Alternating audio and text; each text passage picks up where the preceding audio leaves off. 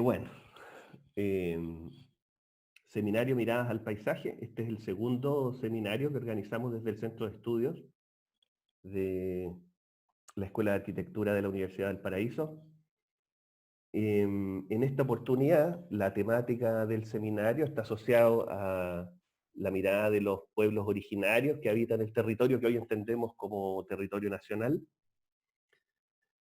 Y lo importante de este seminario, primero un seminario asociado a la idea de paisaje, es porque es una temática inclusiva. El paisaje es un tema, es un concepto complejo, inclusivo, que permite englobar al mismo tiempo habitante y territorio en una relación de ida y vuelta, lo que es muy significativo porque permite entender esas relaciones entre los habitantes y su territorio, pero al mismo tiempo cómo el habitante va construyendo su territorio y cómo el territorio va construyendo en reciprocidad a quien lo habita, ¿no?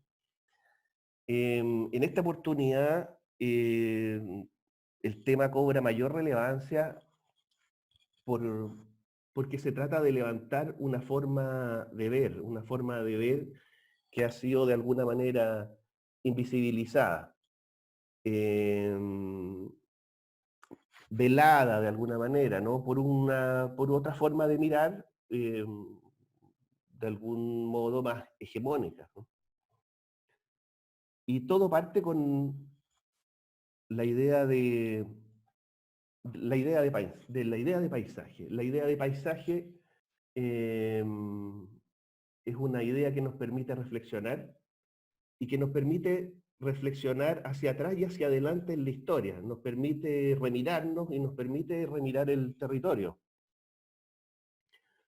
Las palabras no son inocentes, las palabras están cargadas de una significación, las palabras nos permiten entender el mundo de una manera y una palabra no da igual que otra. Y entonces este seminario también es una invitación a remirar cómo miramos, remirar cómo nosotros vemos nuestra relación con el territorio y la relación de otros con el territorio. Nosotros tenemos una tendencia a dar las cosas por sabidas, a dar las cosas por sentadas. Eh, pero es interesante hacer un ejercicio de reflexión, de tomar distancia y de poder ver, revisar reflexivamente las cosas. Y entonces la palabra paisaje,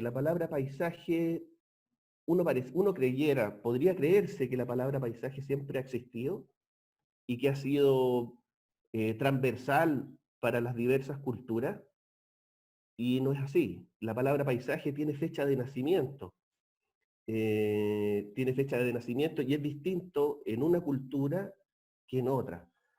En el origen del concepto paisaje hay dos partes. Una que es el país, o en inglés land, que es la tierra, que hace referencia a ese objeto objetivo, a ese sustrato que uno tiene, que se ofrece ante la vista, ¿no? Lo que está ahí delante. Pero siempre hay una terminación de la palabra, en este caso age o scape, que modifican ese sustrato, esa materia objetiva, eso que yo tengo ahí delante, y lo pone en un lugar cultural, ¿no? El paisaje es un invento cultural, el paisaje no es lo que yo tengo delante, sino que es una manera de ver, es una manera de entender aquello que yo tengo delante. Y esto tiene fecha de nacimiento, y la fecha de nacimiento de este modo de mirar es muy distinta en Oriente que en Occidente. Y entonces, no siempre, el paisaje como concepto no siempre existió, y ni tampoco existió al mismo tiempo para todos. En Oriente se sabe de una palabra equivalente a paisaje, pero que en el fondo son dos ideogramas que vienen a significar totalidad, la montaña y el ideograma agua, que juntos arman un concepto que se podría asociar a la idea de paisaje. y nace en el siglo IV, en el siglo IV. Mientras que en Occidente el concepto de paisaje tendrán que pasar poco más de 1000 años para que el concepto de paisaje venga a aparecer a través de la pintura en que aparecen los paisajes y luego por la denominación de ese conjunto de pinturas o de ese género pictórico aparece la palabra paisaje. Y entonces han pasado 1000 años entre uno y otro. Eh, y entonces, ¿y qué ha pasado entre medio? Y entonces, ¿y los que no tienen paisaje, cómo han mirado? Bueno, no, es una, es una buena pregunta. ¿Qué había antes de que apareciera la palabra paisaje? Pero vamos como al origen de esta situación, vamos a la definición del concepto de que hablamos de paisaje. Mm, Aunque esta no es la mejor definición, es la definición que está eh, aceptada, es una especie como de, esta es una especie de acuerdo, digamos, para comenzar a hablar de paisaje, y que está tomado del Convenio Europeo del Paisaje, y dice, entonces, por paisaje se entenderá cualquier parte del territorio tal como lo percibe la población, cuyo carácter sea el resultado de la acción y la interacción de factores naturales y humanos. Y ahora esto tiene una complejidad, que ahí, o una complicación, podríamos decir, que ahí está el concepto percibir. Ahora, ¿qué percibe el que percibe? La verdad es que no todos percibimos lo mismo, no todos percibimos de la misma manera. Hay un dispositivo cultural que permite que accedamos a la realidad, al entorno, de una u otra manera. Y entonces esto es un aspecto constitutivo del paisaje y es una de las dimensiones fundamentales que queremos poner en valor en este seminario. Cómo ver a través de los ojos de otros. El maestro Gastón Sublet tiene una cita que me encanta y que hace referencia a estos modos de mirar. Y en realidad él no está hablando de paisaje precisamente, pero sí está hablando de cómo uno está inmerso en un dispositivo cultural que construye una realidad. Dice, el cielo de Galileo no es el cielo de Confucio, ambos levantan su mirada al mismo firmamento, pero ven cosas distintas. Esto es, cielos que entre sí se repelen. Y entonces nosotros podríamos tener caer en la cuenta de que el cielo es el mismo cielo para todos. Sin embargo, son cielos distintos. Y así como el cielo de Galileo no es el cielo de Confucio, podría existir la posibilidad de que existan múltiples cielos. El cielo de Confucio es un cielo simbólico, un cielo que rige sobre la tierra, que rige sobre los emperadores, que rige sobre el imperio. Y el cielo de Galileo es un cielo acotado, un cielo que no es holístico, un cielo que está analizado, y como dice don Gastón Soulet, es el cielo que es descubierto por un tuerto mirando a través de un tubo de bronce. Cuestionando esa realidad fragmentaria del pensamiento racional, ¿no? Y entonces, bueno, siguiendo con la idea de paisaje y en que aparece esta nueva forma de ver eh, en Europa, en el Renacimiento, a través de la construcción de la distancia, en que yo ya me entiendo, en que el ser humano se entiende como una realidad separada del entorno y por tanto capaz de ir hacia ese entorno con voluntad transformadora, dominadora,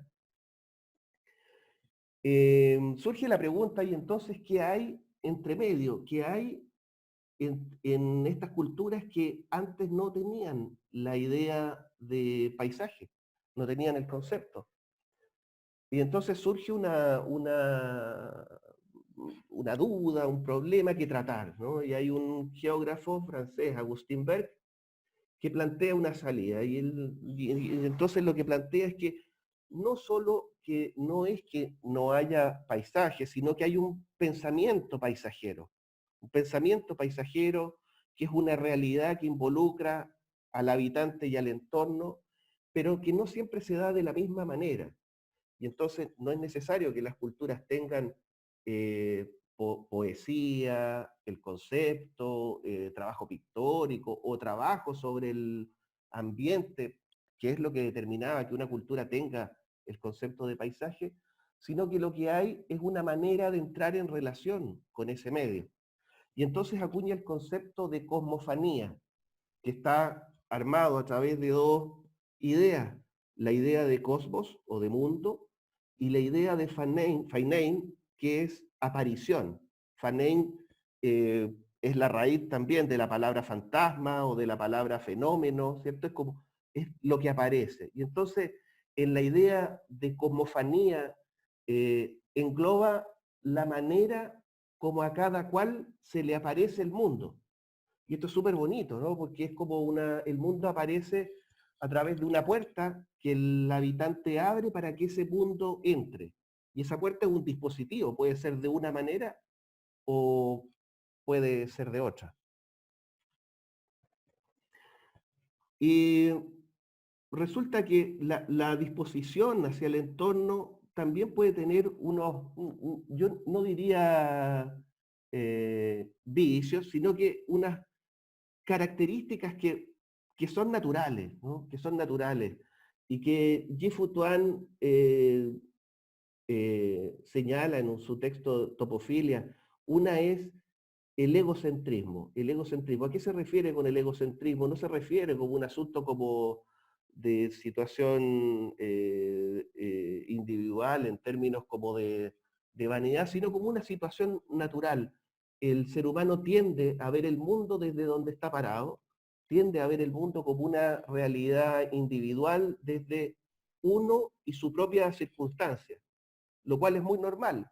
Sin embargo, como estamos obligados a vivir en cultura y dependemos de los demás, este egocentrismo ha sido de algún modo domesticado, lo que nos permite vivir comunitariamente. Sin embargo, cuando esa manera de mirar individual se torna en una manera de mirar egocéntrica pero colectiva, lo que tenemos es el etnocentrismo, lo que también es una realidad cultural transversal, eh, transversal, salvo que hay ciertas excepciones. Ahora, etnocéntricos han sido muchas culturas de la historia, el gran imperio chino, el mundo egipcio, el mundo griego, ¿no es verdad? Siempre vimos, siempre vieron a quien más lejos estaba de su propia realidad como alguien con menos valor, a veces con condiciones infrahumanas, ¿no? Sin embargo, hay algunas culturas que no lo pensaron así, que tal vez son culturas excepcionales dentro del contexto mundial, como era la cultura azteca, por ejemplo, o algunas culturas polinésicas, o algunos casos en África, en que los mitos planteaban la posibilidad de que en algún momento llegase una raza superior, algunos seres divinos, a constituir parte del mundo en el que se desenvolvía. Ahora, eh, justo ocurre en el caso uno podría decir, el choque de los mundos o el encuentro de los mundos, una coincidencia que junto con aparecer, como ya el arte lleva el espíritu de su tiempo, en Europa la idea de paisaje y a través de la perspectiva, este dispositivo que permite mirar y dejar al ser humano en el centro de la realidad, al mismo tiempo en el cuadro, con la creación de la profundidad inventada a través de la perspectiva, al modo como de una rotura dentro del cuadro, se cuela por ahí el paisaje. precisamente es ese hombre que a través del dispositivo de la perspectiva ha ido hacia el paisaje, el que se encuentra con este mundo americano. Y entonces tenemos una conjunción entre un dispositivo medial, como podría ser la dispositiva, la perspectiva lineal, el, un concepto que se acuña, una manera de mirar el mundo, que es la idea de paisaje, y el descubrimiento o el encuentro de cultura y el aparecimiento de América en la realidad mundial, coexisten en un periodo de tiempo muy breve, lo que determina una manera de mirar, tal vez para mala suerte de algunos, para buena suerte de otros. Cuando ocurre este encuentro cultural, plantea Enrique Dussel en un libro muy interesante, no me acuerdo el texto, yo lo recomiendo a leer porque es muy bonito, es bonito como lo cuenta y plantea una tesis que son de mucho interés. Se llama el libro 1492, El encubrimiento del otro, hacia el origen del mito de la modernidad. Es muy bonito lo que plantea. Mire, plantea en primer lugar que el aparecimiento de América hace que por primera vez Europa se vuelva un centro. Plantea que en un comienzo Portugal y España eran los márgenes de Europa. Sin embargo, cuando aparece América, América se vuelve marginal y Europa se vuelve un centro y el Atlántico se vuelve un centro. Pero lo más interesante que plantea no es esto, sino que dos consideraciones. Una, que es el encubrimiento del otro, a través de la invención de esta América pseudoasiática. Y entonces cuando se descubre América, América no tiene una realidad por sí misma, no aparece una realidad americana, sino que se proyecta sobre esa pseudoasia la conquista de lo europeo. Y entonces el otro no aparece como un otro respetable, legítimo, significativo, sino que sobre ese otro eh, se proyecta la realidad europea, ¿no? En un acto violento. Y entonces lo que él plantea es, claro, el mito desarrollista, el mito emancipador del progreso racional, tiene escondida detrás una violencia que es necesario revisar, ¿no? Revisar. Y plantea un asunto que yo encontré maravilloso y que es que América no era un territorio desierto y que en la historia tal vez convendría no leerla como un asunto que se desarrolla desde Oriente hacia el Poniente, como uno podría entender el desarrollo de la humanidad, ¿cierto? Como de Oriente a Poniente, desde, qué sé yo, las culturas del Tigris y el Éufrates, como desarrollándose, pasando por Europa y llegando por fin en algún momento a América, sino que entender América como, y a los habitantes de América, como el extremo oriente de Oriente.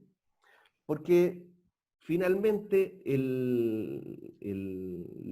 la conquista de estos territorios, la llegada del hombre a estos territorios, precisamente viene desde el lado asiático, desde que hace 50.000 años algunos habitantes atravesaron por arriba, por Alaska, y empezaron a bajar por el continente a otros contactos más recientes a través del Océano Pacífico desde los territorios polinésicos.